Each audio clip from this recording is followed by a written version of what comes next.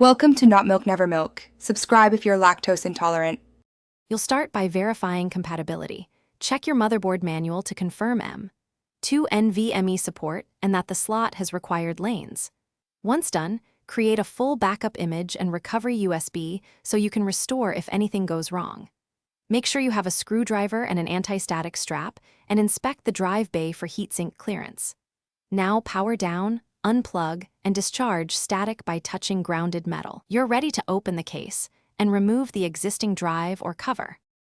You'll insert the Nvme at a shallow angle, about 30 degrees, so the gold fingers slide fully into the M2 connector. Push gently until it seats.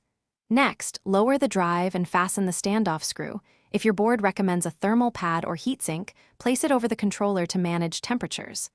Once secured, reattach the case, reconnect cables, and boot into BIOS or UEFI.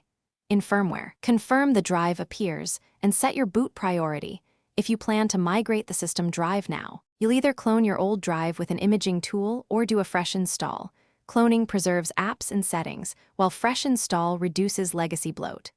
After installation, enable trim and run a short benchmark and smart check to validate health and performance. Also confirm partition alignment for best speed. If the drive isn't detected, update BIOS, reset the module, try a different M2 slot, and install the Nvme driver. If performance is low, verify the slot isn't limited to SATA or X2 lanes. Thanks for watching. If this was helpful, leave a like and consider subscribing. See you next time.